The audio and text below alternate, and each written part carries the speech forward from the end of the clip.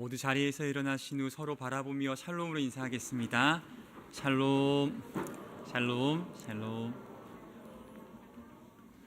우리 사랑하는 잠중의 식구들에게 우리 하나님 아버지와 주 예수 그리스도로부터 은혜와 평강이 있기를 삼위 하나님의 이름으로 기원합니다.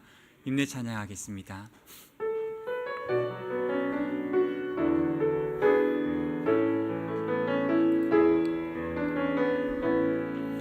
하늘의 문을 여소서,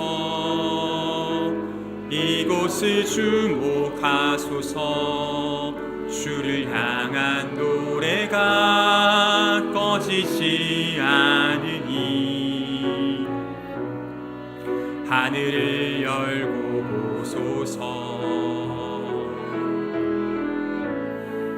이곳에 임재하소서.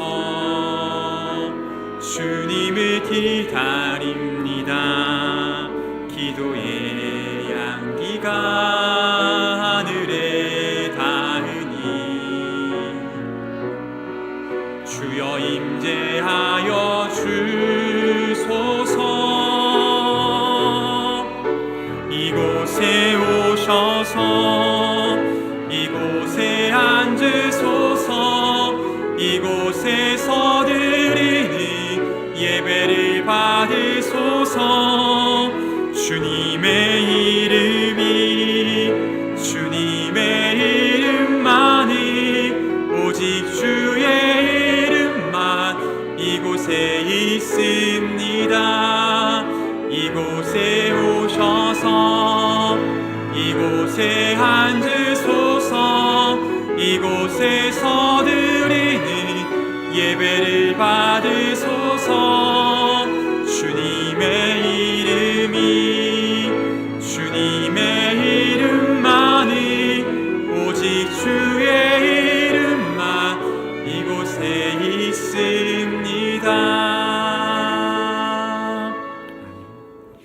보좌에 앉으신 이가 이르시되 보라 내가 만물을 새롭게 하노라 하시고 이루었도다. 나는 알파와 오메가요 처음과 마지막이라. 내가 생명수 샘물을 목마른 자에게 값없이 주리라. 아멘.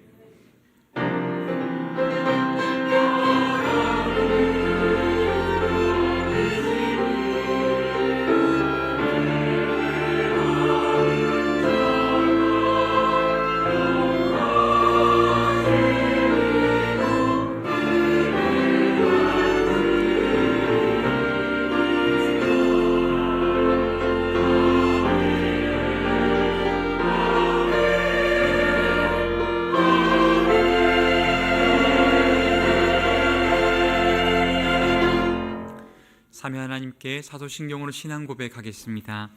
나는 전능하신 아버지 하나님 천지의 창조주를 믿습니다. 나는 그의 유일하신 아들 우리 주 예수 그리스도를 믿습니다. 그는 성령으로 잉태되어 동정녀 마리아에게서 나시고 본디오 빌라도에게 고난을 받아 십자가에 못 박혀 죽으시고 장사된 지 사흘 만에 죽은 자 가운데서 다시 살아나셨으며 하늘에 오르시어 전능하신 아버지 하나님 우편에 앉아 계시다가 거기로부터 살아있는 자와 죽은 자를 심판하러 오십니다. 나는 성령을 믿으며 거룩한 공교회와 성도의 교제와 죄를 용서받는 것과 몸의 부활과 영생을 믿습니다. 아멘.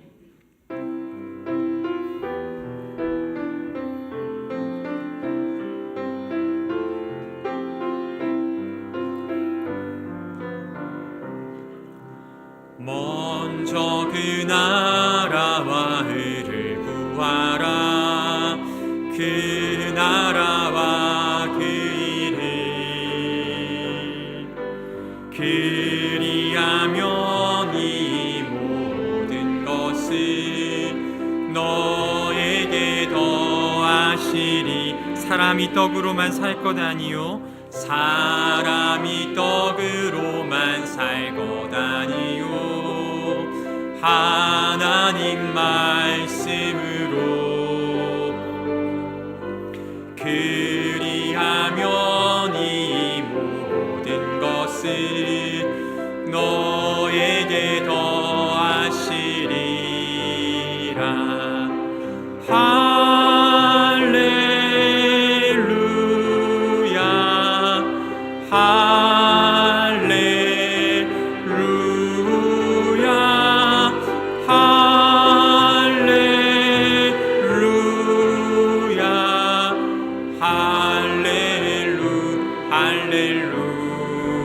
할렐루야.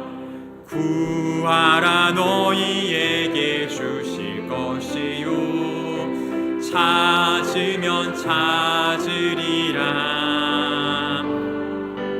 문 두드리면 열릴 것이라. 할렐루 할렐루야.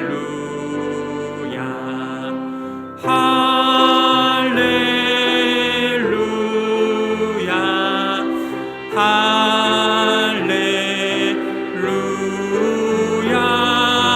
할렐루야.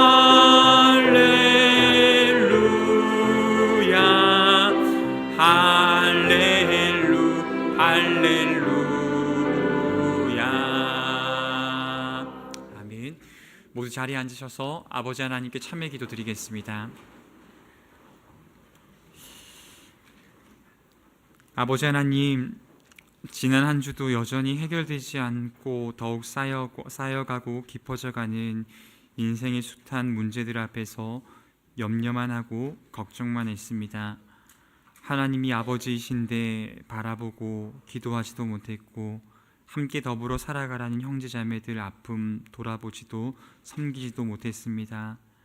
염려와 걱정이라는 핑계로 주님과 이웃과 세상 향할 우리의 시선, 마음, 사명을 회피했던 삶을 고백합니다. 용서하여 주옵소서. 이제는 주의 성령께서 우리를 주장하사 아무것도 염려하지 말고 다만 모든 일에 기도와 간구로 감사하며 하나님께 아뢰을 믿음을 허락하여 주옵소서. 약속하신 평강의 하나님께서 염려와 걱정 대신 믿음으로 기도하는 사랑하는 잠중의 식구들의 마음과 생각, 행동 그리고 삶을 지키는 하나님의 평강을 예수님 안에서 누리며 살게 하여 주옵소서. 계속해서 아버지와 나만이 아는 죄를 참회하겠습니다. 주님 감사합니다. 하나님이 두고 연약한 저희들 주께 두고 지성과 마음, 하나님 세상 걱정과 염려에 뺏기고 하나님 그렇게 하나님 죽어버렸다고 하나님 정말 괴롭다고 하나님 주님 우리와 함께 하시며도 하나님 우리를 나와 있는 곳에 거두지 않으셨음에도 불구하고 불평하고 원망했습니다. 하나님 그렇게 우리가 함께 더불어 살아가야 할 삶의 바라보지도 못했습니다. 하나님 신뢰하지 못하고 하나님 그 사명을 감당하지 못하며 오직 나의 시선들 다시 돌이키게 하여 주시고 하나님 정말 우리의 믿음과 하나님께 나아가게 하나님 우리의 모든 것들을 지키시는 그 하나님 우리가 누리며 살아갈 수 있도록 주님 은혜 베풀어 주옵소서. 그리스도 예수의 사람들은 육체와 함께 정욕과 욕심을 십자가에 못 박았느니라. 그러므로 우리 주 예수 그리스도 안에 있는 자에게는 결코 정죄함이 없느니라. 아멘.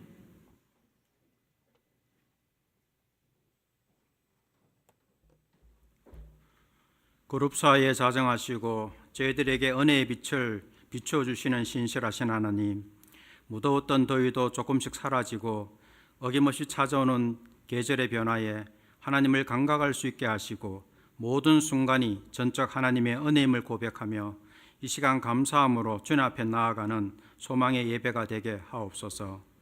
지난 7월과 8월 교회학교 여름 수련을 무사히 마치게 하신 것 감사합니다. 이번 수련을 통해 어린 영혼들이 하나님과 교제하며 하나님께 좀 더 가까이 다가가는 귀한 시간이 되게 하시고 삶으로 드러나는 은혜로운 시간이 되기를 간절히 소망합니다. 아직 청년교구의 수련회가 진행 중입니다. 수련회의 모든 일정이 은혜 가운데 잘 진행되게 하시고 세상에서 받은 시험과 고난이 있다면 기쁨으로 성화시켜 주시고 유다의 사자처럼 세상을 향해 표하며 위기 속에서도 요동치 않는 믿음과 상한 심령이 치유되고 회복되는 놀라운 은혜가 임하게 하옵소서. 저희가 하나님을 대할 때 세상의 편리함이나 가벼움으로 주를 바라보지 않게 하시고 예배의 자리와 말씀의 자리, 기도의 자리에서 인격적으로 주를 만나게 하시고 진실함으로 주와 교제하며 즐거워하는 은혜의 시간이 되게 하옵소서. 참 좋으신 하나님, 교회 안에 크고 작은 여러 가지 병환으로 힘들어하는 교우와 가정들이 있습니다. 또한 여러 가지 물질적인 어려움으로 힘겨워하는 가정들도 있습니다. 그들과 함께 우리도 기도하게 하시고 초대교회처럼 함께 격려하고 위로하여 교회 공동체 안에서 사랑을 나누게 하시고 교만과 시기와 질투, 나태함 같은 죄성들이 사라지게 하시며 교회의 참 모습이 회복되는 갱신의 교회 공동체가 되게 인도해 주옵소서. 긍휼이 많으신 하나님, 여러 가지로 나누어진 저희 나라를 사랑하여 주시고 거짓 없이 정직한 공의의 빗줄기가 이 땅 가득히 임하게 하옵소서. 압제에 억눌린 북한 동포를 긍휼히 여겨주셔서 복음이 살아 움직이게 하시고 어려운 가운데 인내하며 주가 주실 소망을 바라보게 하옵소서. 세계 복음을 위해 헌신하시는 선교사들의 안전과 건강을 지켜주시고 부족함이 많은 그들에게 필요를 채워 주옵소서. 오늘 담임 목사님을 통해 주시는 하나님의 말씀이 무너진 자리에서 다시 시작할 수 있는 용기의 말씀이 되게 하시고 이 험한 세상에서 주의 십자가가 삶의 중심이 되는 은혜로운 말씀이 되게 하옵소서. 오늘 할렐루야 찬양대가 드리는 찬양이 하나님께 드리는 천상의 찬양이 되게 하시고 우리의 마음을 모아 하나님께 드리는 기쁨과 감사의 찬송이 되게 하옵소서. 오늘 예배를 위해 헌신하시는 모든 봉사자들의 아름다운 헌신이 헛되지 않기를 소망하며 거룩하신 예수님 이름으로 기도드립니다.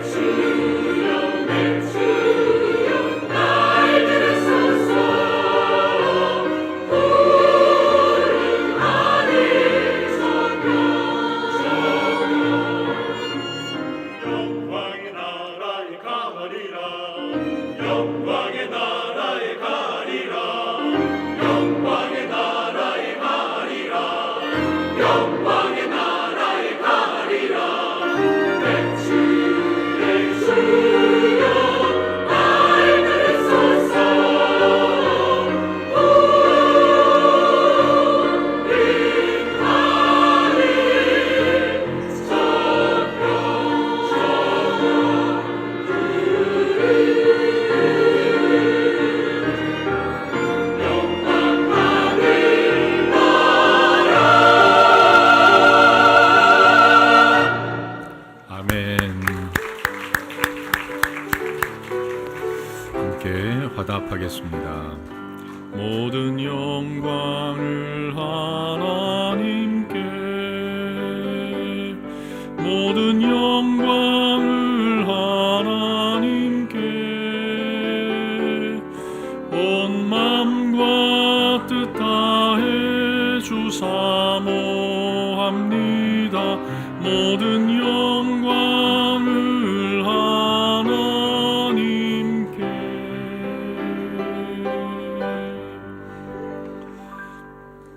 네, 귀한 찬양 감사합니다. 하나님 말씀은 민수기 13장 25절에서 33절까지입니다.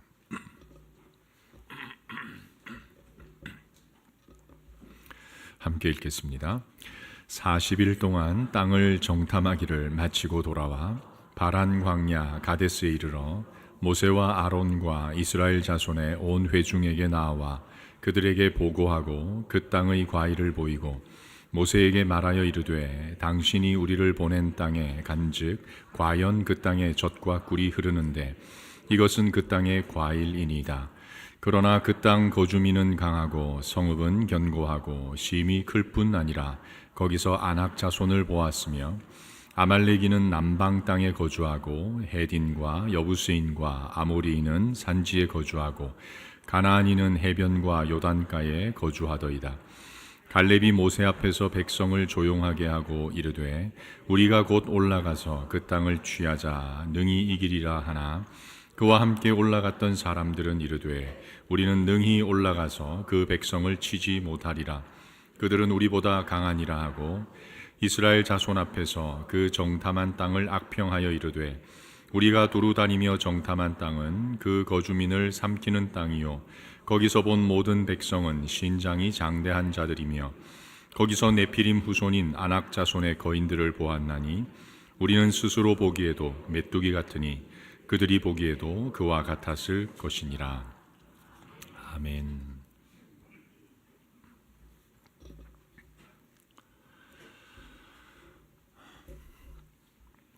사람은 기본적으로 다수를 따라가려는 경향이 아주 강합니다. 이것을 대세추종주의라 그럽니다. 한 사회를 굴러가게 만드는 아주 중요한 요소 가운데 하나가 이 대세추종주의입니다. 오늘날 사람들 보면 대부분 남들을 따라서 소비합니다. 그런데 여기에는 메커니즘이 정말 유치합니다. 목적이 없습니다. 그냥 남들이 많은 사람들이 살 때는 그만한 이유가 있겠지. 이게 이유라면 하나의 이유일 뿐입니다. 그래서 아파트 바람이 불면 전 국민들이 아파트를 찾고 명품 바람이 불면 뭐 애나 어른이나 길가에 강아지까지 명품을 걸치고 다녀야 직성이 풀리는 그런, 그게 왜 있어야 되는지 무슨 가치가 있는지가 관심 없습니다. 또 남들이 많이 가는 맛집, 명소, 여행지가 있으면 어떻게든 가야 됩니다. 거기에 무슨 의미가 있는지 상관이 없습니다.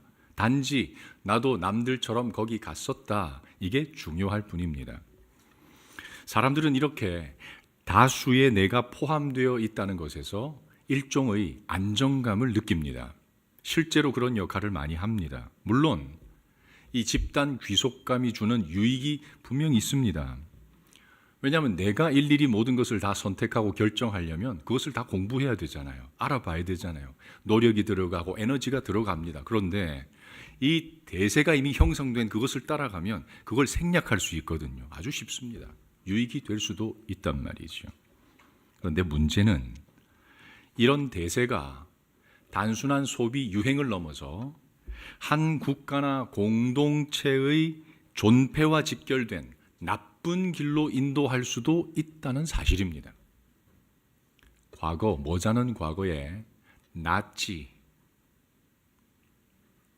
파시즘, 파퓰리즘, 배타적 민족주의, 배타적 인종차별주의, 그리고 사회주의 공산사상 같은 이념들, 거기다가 특정 종교의 선민주의, 선민사상, 이것들이 역사에 끼친 해가 얼마나 큰지 아시죠? 예를 들 필요도 없을 만큼 인류 역사에 어마어마한 해를 끼쳤습니다.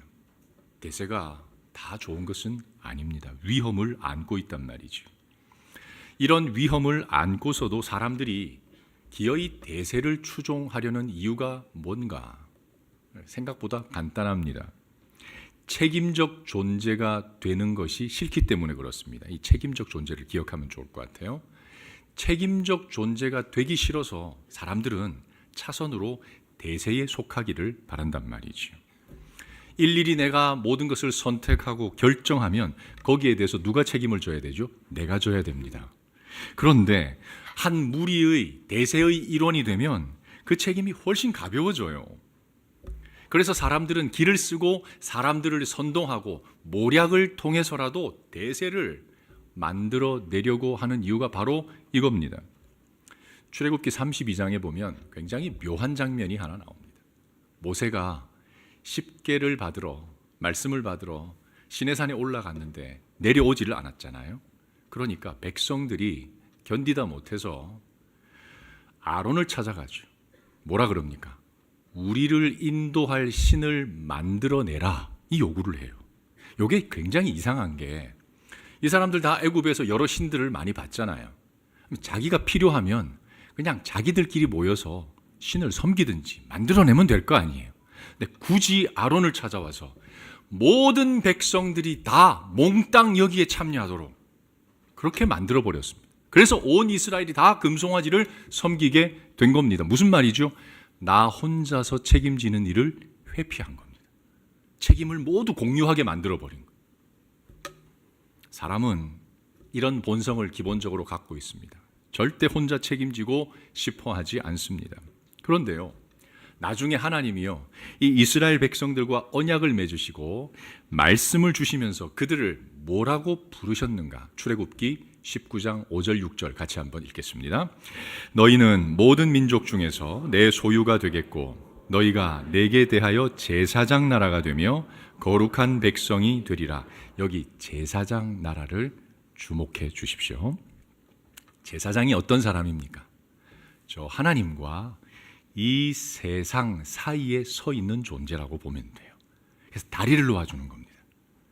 저 하나님과 하나님을 상실한 사람 사이에 서서 중보자 역할을 하는 것이 제사장입니다. 책임을 지는 거죠. 그러니까 제사장은요, 책임적 존재의 상징과 같은 인물입니다. 바른 성도란 절대 다른 게 아닙니다. 하나님의 형상으로 지음받은 최초의 인간이 가졌던 그 책임성, 그게 다시 회복된 존재, 그가 바른 성도이자 하나님의 백성이란 말입니다. 그래서 하나님은 이 이스라엘 백성들에게 새로운 피조물로 태어나는 순간 너희는 제사장 나라라고 부르셨던 겁니다. 지난 3월에요, 저한테 굉장히 의미 있는 한 일이 있었습니다. 저는 제 목회의 기본 원리를 두 가지로 보거든요. 하나는 은사에 따른 위임이고, 두 번째는 자원의 원리입니다. 자원에서 하게 만드는, 이것이 제 목회의 가장 기본입니다. 왜냐하면 예수님의 사역 원리가 그랬고, 또 제가 한 20년 정도 사역하다 보니까 현장에서 그것이 결론이더라고요. 그래서 이 두 가지를 굉장히 중요하게 여깁니다. 물론 이것을 오용하는 사람들도 있기는 하지만, 그러나 경험상 지금까지 단 한 번도 뭔가를 시켜서 한 것보다 자원해서 한 것, 이것이 월등히 낫습니다. 시켜서 한 것은 절대 자원한 것을 능가한 적이 없었다는 것을 제가 경험을 했거든요. 그런 마음을 가지고 있기 때문에 제가 여기서 사역하는 동안 내심 어떤 그 시그널이 나타나기를 많이 기다리고 있었습니다. 그런데 5년째 되던 그때 이 시그널이 나왔습니다. 제가 요 앞에 쿠팡 건너편에 있는 신호등에서 이제 길을 건너려고 기다리고 있는데 마침 한 성도가 제 옆에 왔어요. 반갑게 인사하고 서로 이제 안부를 전하는데 그분이 얘기를 하다가 뭐라고 하는가? 자기가 평생 신앙생활하면서 처음으로 목자다운 목자를 만나서 요즘 너무 행복하다는 겁니다. 자, 퀴즈. 이 목자다운 목자가 누굴까요? 제가 아닙니다. 그래서 제가 굉장히 중요하게 생각하는 아주 기쁜 일입니다. 그분의 그 다음 이야기가 잠중의 담임인 최 목사의 존재도 감사하지만 자기 삶을 충분히 공유하고 모든 일에 함께하고 세심하게 돌봐주는 나의 목자는 내 교구 목사님입니다 라고 이야기를 하는 거예요. 제가 너무 감사했어요. 너무 기뻤습니다. 마음속에 보람과 찬송이 그냥 막 샘솟았어요. 신호등이 3번, 4번 바뀔 때까지 계속 그 얘기를 했었거든요. 그 고백이요, 결코 빈말이 아니라는 것을 저는 압니다. 왜? 그 교구 목사님이 저랑 얘기하다가 종종 너무너무 과감하게 이렇게 이야기를 합니다. 항상 그랬어요. 목사님, 제 교구는 저의 교회입니다. 내 교회입니다. 저는 그게 너무 행복했어요. 이건 전적으로 책임의식을 갖고 있지 않으면 절대 나올 수 없는 말이거든요. 대부분 적당하게 일하고 적당하게 사역하며 책임은 누군가에게 돌리는 이런 일을 하지, 내가 전적으로 거머쥐고 이건 내 교회다라고 일하기가 쉽지 않단 말이에요. 이건 책임의식이 확실한 사람만이 할 수 있는 일이라는 거지. 이런 시그널이 있는 공동체는요, 어떤 경우에도 무너지지 않습니다. 설령 위기를 만난다 해도 금세 다시 회복하고 다시 자라고 다시 제자리로 돌아간단 말이지요. 책임적 존재 한 사람이 가지고 있는 힘이 이렇게 큽니다. 오늘 본문에 그런 사람이 나옵니다. 우리가 읽은 본문에 갈렙이 나오고 읽지 않았지만 14장에 여호수아가 바로 그 주인공입니다. 온 이스라엘 지금 약 200만 명 정도가 되거든요. 대세입니다. 200만 명 정도 되는 그 가운데 단 2사람이 이런 철저한 책임적 의식에 사로잡혀 있는 사람이었습니다. 그런데 아시다시피 이 둘을 통해서 이스라엘의 가나안 시대가 열립니다. 훗날. 절대 대세가 아닙니다. 다수라고 해서, 머저러티라고 해서 하나님께서 그들에게 복을 주시거나 마이너러티라고 해서 그들을 하나님이 배제시키는 것이 아니라 하나님의 원리는 책임적 존재에게 모든 것을 맡기는, 이게 영적 원리라는 거죠. 모든 점에서 무책임한 시대에 어떻게 하면 우리가 이런 책임적 존재로 살 수 있을 것인가, 그 원리를 오늘 간단하게 한 가지만 살펴보려고 합니다. 오늘 본문은 가나안 땅을 정탐했던 12 정탐꾼의 보고로 시작합니다. 이들의 보고 중에 공통점이 딱 하나가 나오거든요. 그게 뭔가 27절에 나오는데 우리 자막을 보고 그 27절 같이 읽습니다. 과연 그 땅에 젖과 꿀이 흐르는데, 객관적으로 어떤 땅이란 말이죠? 정말 좋은 땅이란 말입니다. 여기에는 12명이 일치했습니다. 문제는 그 다음, 그래서 그 땅으로 들어갈 거냐 말 거냐, 여기서는 나눠졌습니다. 10대 2로 진입 불가 결정이 내려집니다. 팩트가 하나인데, 팩트는 하나인데 정반대의 주장이 나왔습니다. 이유가 뭘까요? 정답부터 말씀드리면 해석의 차이입니다. 우리 살다 보면 인생이 이렇게 우리 생각한 대로 술술 풀릴 때가 있지 않습니까? 그러면 사람들의 반응은 거의 대동소이합니다. 어떻게 되죠? 슬그머니 나의 공로를 먼저 내세웁니다. 내가 열심히 살았지요. 내가 최선을 다했지. 이렇게 반응을 한단 말이에요. 그런데 인생이 우리 뜻대로만 됩니까? 살다 보면 예기치 못한 난관을 만날 때가 정말 많습니다. 그게 우리 인생이니까. 그러면 또 사람들은 어떻게 반응하죠? 10중 8구 남 탓 아니면 환경 탓을 하게 돼 있습니다. 좋은 일에는 나의 공로, 안 좋은 일에는 환경 탓. 이런 것을 학문적으로 뭐라 그러는가? 자기 편의적 편향, self-serve bias라 그럽니다. 그러니까 모든 것을 자기 자신에게 유리한 쪽으로 해석하려는 경향, 그것을 자기 편의적 편향이라고 합니다. 집에서요, 우리 부부들이 많이 경험하는데, 제 아내가 뭐 이렇게 쇼핑을 해서 사면요, 항상 단서가 꼭 필요해서 샀다 그러거든요. 근데 제가 사면요, 또 필요 없는 걸 샀다 그래요. 그러니까 자기 관점으로 보면 꼭 필요한 건데 제가 사면 필요 없는 게 되는 거예요. 집에서 부부 가운데 자기가 살이 찌면 요새 스트레스가 많아서 그래 이러면서 배우자가 살찌면 뭐라 그래? 게으르고 자기 관리가 안 되고 멍청하고 막 이렇게 막 욕을 한단 말이에요. 해석이 이렇게 다릅니다. 오늘 본문에 등장하는 두 부류의 결정적 차이가 바로 이겁니다. 자기 편의적 해석이냐 아니면 하나님 편에서의 해석이냐. 여러분, 똑같은 환경, 같은 조건에서도 어떻게 해석하느냐에 따라서 길이 완전히 달라집니다. 이게 영적인 원리예요. 먼저 10명의 해석부터 한번 볼까요? 13장 32절 같이 읽습니다. 이스라엘 자손 앞에서 그 정탐한 땅을 악평하여 이르되 우리가 두루 다니며 정탐한 땅은 그 거주민을 삼키는 땅이요. 아까 그 땅이 좋다 그랬습니까? 나쁘다 그랬어요? 좋았어요. 근데 이제 들어가냐 마냐 단서가 다니까 내 입장에서 해석해야 되잖아요. 내 입장에서 해석하니까 그 땅이 몹쓸 땅이 돼버리는 겁니다. 순식간에. 들어가기 싫으니까 몹쓸 땅이 돼버리는 거예요. 그 사람들이 거인으로 보이는 겁니다. 우리는 메뚜기처럼 보이는 거예요. 하지만 똑같은 조건, 똑같은 땅인데 갈렙과 여호수아는 뭐라고 하는가? 우리 읽지 않았지만 14장 7절 8절 같이 읽습니다. 우리가 두루 다니며 정탐한 땅은 심히 아름다운 땅이라 여호와께서 우리를 기뻐하시면 우리를 그 땅으로 인도하여 들이시고 그 땅을 우리에게 주시리라. 여호수아와 갈렙은 하나님 편에서의 해석을 지금 하고 있습니다. 와, 하나님이 이렇게 좋은 땅을 우리에게 주시려는가 보다, 이걸 느끼니까 어떻게 보이는 거죠? 그 땅을 우리는 무조건 가져야 된다는 생각이 드는 겁니다. 그러니까 거인들이 안 보여요.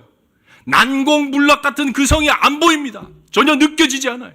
그냥 하나님 주실 것으로밖에 안 보입니다. 그 사람들이 그냥 우리의 먹이로 보여요. 우리의 밥으로 보이는 겁니다. 해석이 이렇게 큰 차이를 만들어내는 거예요.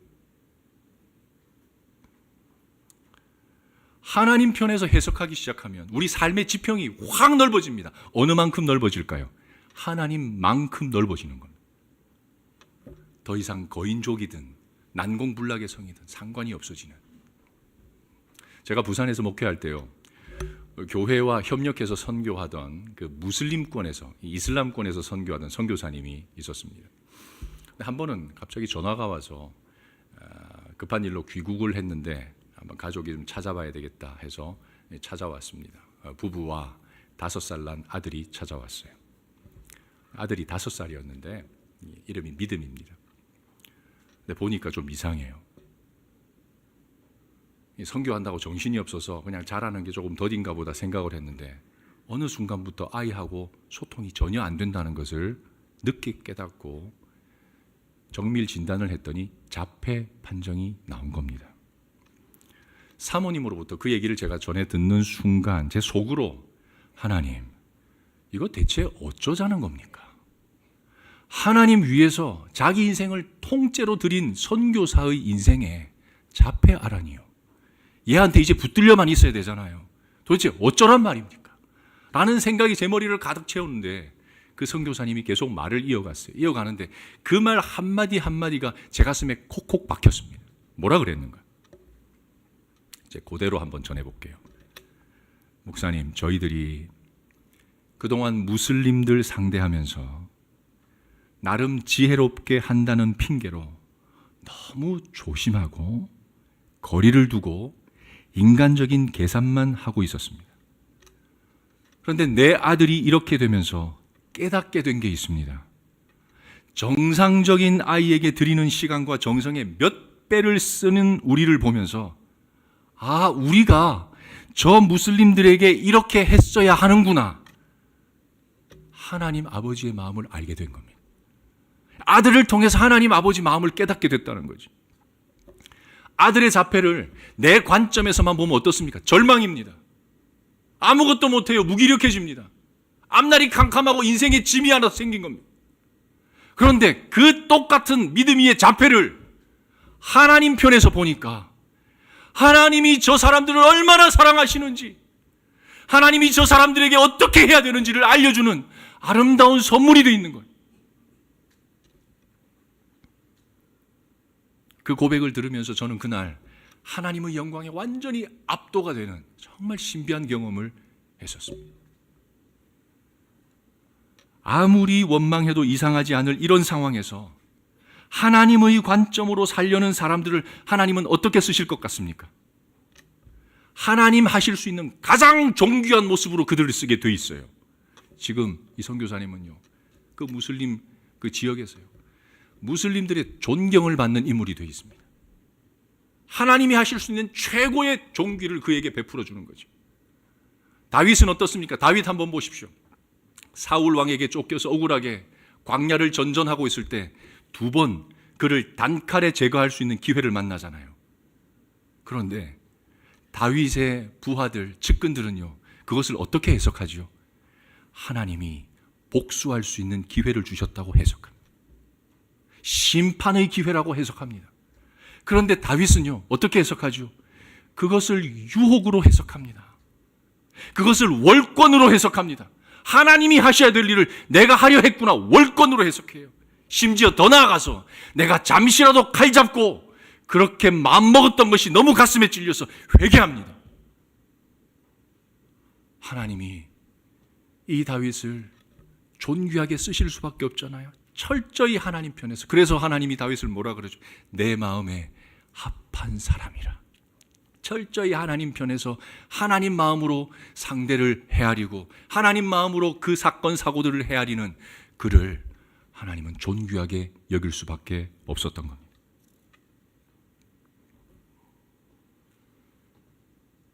여호수아와 갈렙 한번 보십시오. 지금 전 백성 200만이 들고 일어났습니다. 난리도 아닙니다. 대세는 그쪽이에요.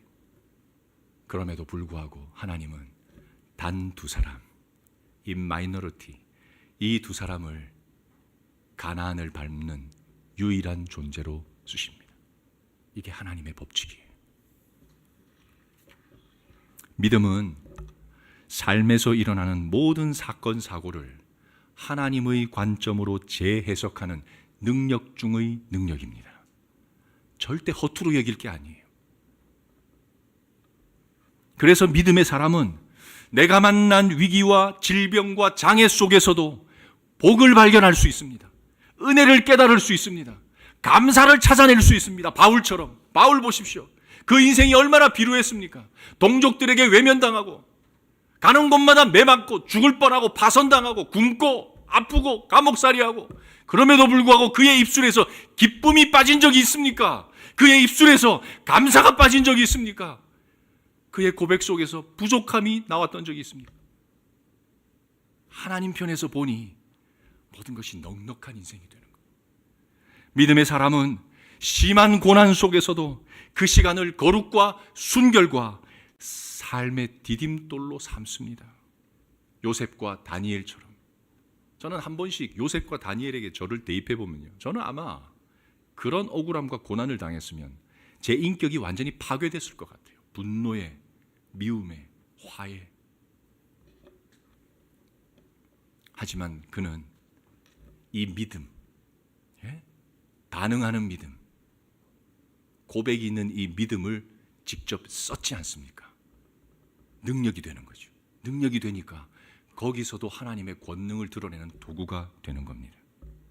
바라기는 저와 여러분의 남은 날 이런 믿음을 발휘하며 사실 수 있기를 주의 이름으로 축원합니다.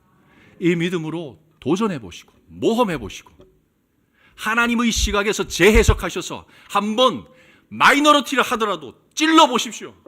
그러면 그 2사람을 하나님이 유일하게 가나안 땅 밟은 그런 역사를 만들어내신 것처럼 여러분을, 이 세상 대세가 어떠하든지 여러분을 써서 하나님의 영광을 드러내는 도구로 만들어내실 것입니다.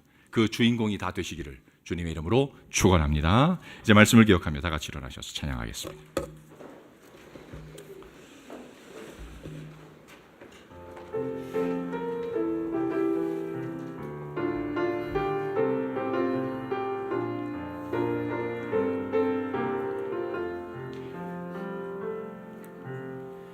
세상은 들리고 사람들은 변하여도 나는 주를 섬기리. 주님의 사랑은 영원히 변하지 않네. 나는 주를 신뢰해. 믿음 흔들리고 사람들 주를 떠나도 나는 주를 섬기리.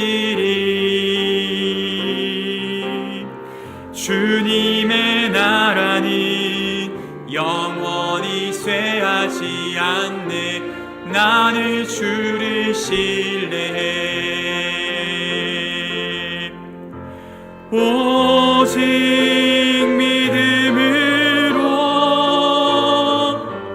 믿음으로 내가 살리라. 오직 믿음으로 내가 살리라. 오직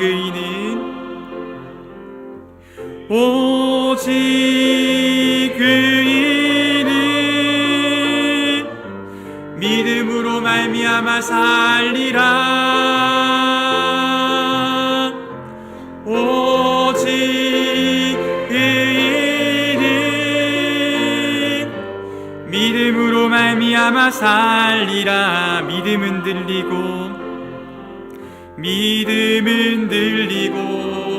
사람들 주를 떠나도 나는 주를 섬기리.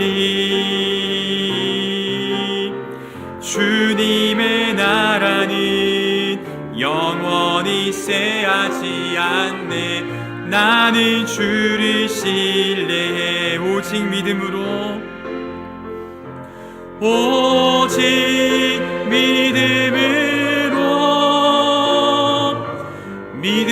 내가 살리라. 오직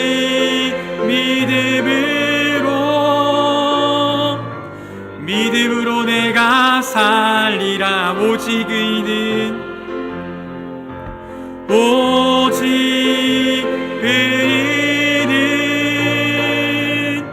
믿음으로 말미암아 살리라. 오직 의인은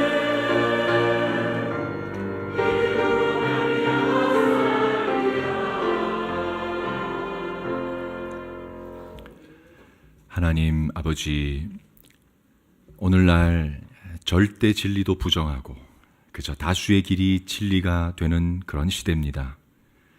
믿음으로 살고 믿음 발휘하기가 너무너무 힘든 환경입니다. 하나님 믿는다면서도 그저 대세 따르다가 광야의 티끌이 된 사람들의 그 길을 저희가 가게 될까 심히 두렵습니다. 저희들 책임적 존재로 살아갈 수 있도록 바른 믿음, 바른 안목, 바른 용기, 바른 시선 허락해 주옵소서. 한 주간의 삶을 돌보아 주신 은혜 감사합니다. 모든 것이 하나님께로부터 말미암았음을 고백하여 예물 드리오니 받아주시고 다시 시작하는 순례길, 가정과 일터와 삶의 전 영역에서 주님 우리와 동행하며 지켜 주옵소서.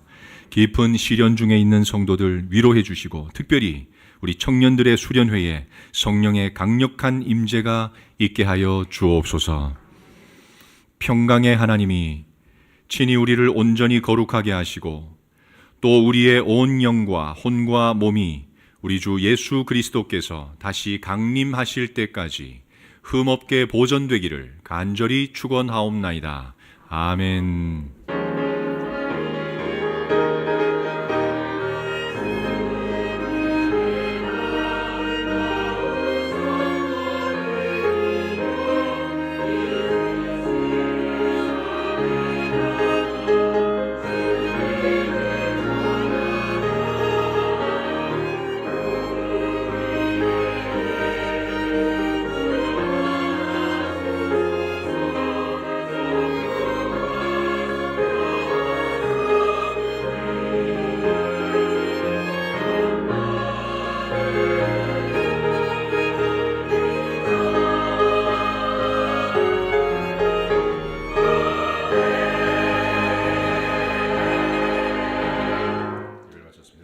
오늘 우리 이 땅에 태어나서 첫 예배 나온 우리 사랑하는 아이가 있습니다. 노기선 문수지 집사님 가정의 딸 노연우가 처음 나왔는데 우리 함께 먼저 축복하겠습니다.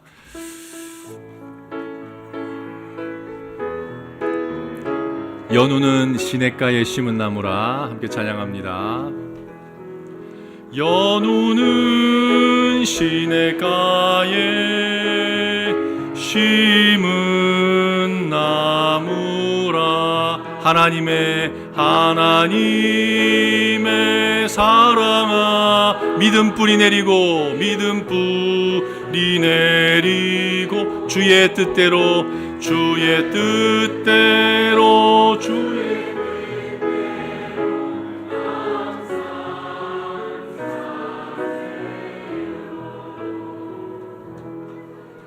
자, 우리 5개월 된 연우입니다.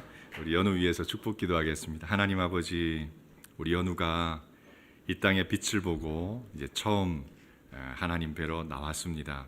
주여, 이 아이의 영과 혼과 몸을 지켜주시고 이후의 모든 날 하나님께서 책임져 주옵소서.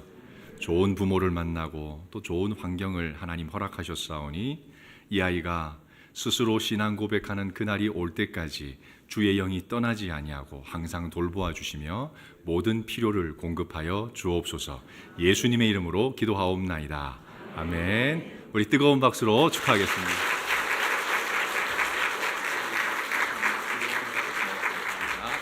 네, 이제 교회 소식 전해 듣고 옆에 분들 인사하고 축복하고 헤어지겠습니다. 8월 31일 주일 일부에서 사부 예배 후 직분자 선거를 위한 공동의회를 개최합니다. 후보는 현재 교회를 섬기거나 봉사한 분들을 추천하였습니다. 먼저 직분자 피택을 위하여 기도하여 주시고 신속한 투표 진행을 위해 선택할 후보를 직분자 추천 유인물에 장로 5인, 안수집사 20인, 권사 30인을 표시하여 가져오시거나 미리 메모지에 적어 오시기를 권장합니다. 총 투표수의 3분의 2 이상 득표자 중 다 득표순으로 결정합니다. 예배 후 본당 대예배실에서 모여 본인 휴대폰으로 사용, 스크린에 QR 이미지를 촬영하여 개인 인증으로 투표합니다. 당일 본당 화면을 따라하시면 됩니다. QR 이미지가 인식이 안 되면 현장에서 선거 도우미들이 도와드립니다. 휴대폰이 없으신 분은 1층 소예배실에서 선거 지원팀의 도움을 받아 투표하시면 됩니다. 현장 예배드리는 교인 중에 출장, 당직, 입원 등에 국한하여 선거 일주 전까지 사무실에 본인이 신청서를 제출한 회원은 문자 인증으로 링크를 받아 투표합니다. 개표 결과 선출 정수만큼 선출되지 않을 경우 2차 투표는 부족한 인원의 1.3배수를 득표순으로 세워 오후 3시 30분부터 5시 30분까지 실시됩니다. 2차 투표는 1차 투표에 참여한 공동의회 회원들에게 문자 링크를 보내서 투표에 참여하고 문자 인증 URL 투표가 어려운 회원은 오후 3시 30분에 소예배실로 와서 선거관리위원회의 도움으로 투표합니다. 교회 공동의회 명부에 등록이 되어 있지 않으면 투표 시 위와 같이 투표권이 없다고 나오니 미리 사무실에 공동의회 명부를 확인하여 전화번호를 새로 등록 바랍니다. 직분자 선거에 모두 참여하여 소중한 표를 행사하여 주시기 바랍니다. 2025년 8월 17일 잠실중앙교회 소식입니다. 복된 주님의 날에 잠실중앙교회에 나오신 분들을 주님의 이름으로 환영합니다. 등록을 원하시는 성도님께서는 예배 후 1층 새가족부실로 오시면 도와드리겠습니다. 직분자 선출을 위한 공동의회가 31일 주일에 진행됩니다. 투표 방법 및 자세한 사항은 교회 게시판 또는 사무실 앞 안내지를 참조하여 주시기 바랍니다. 공동의회 회원들에게 선거 안내 문자를 발송하였습니다. 8월 2일 토요일에 문자를 받지 못한 교인은 사무실에 방문하여 공동의회 회원 명부 확인 후 휴대폰 번호를 수정 부탁드립니다. 등록된 번호로만 투표에 참여할 수 있습니다. 오늘 사부 예배는 청년교구 여름수련회로 인해 휴회합니다. 다락방사여관 경청세미나가 오늘 오후 1시 30분에 본당에서 진행됩니다. 스토리를 통해 하나님의 흔적을 발견하는 금요기도회가 오는 22일 금요일에 진행됩니다. 강사로 정혜덕 작가님께서 오십니다. 기관 소식입니다. 선교위원회 올레회가 오늘 오후 1시에 있습니다. 잠중 3040 브릿지 야유회가 23일 토요일에 진행됩니다. 문의는 안영진 집사님께 연락해 주시기 바랍니다. 시온 아카데미 모집 안내입니다. 매주 수요일 오후 1시에 진행되며 문의는 공춘미 권사님께 연락해 주시기 바랍니다. 수어사랑팀의 모이자 수어교실 모집 안내입니다. 매주일 오후 2시에 진행되며 신청은 최원숙 집사님께 연락해 주시기 바랍니다. 주일 예배를 마칩니다.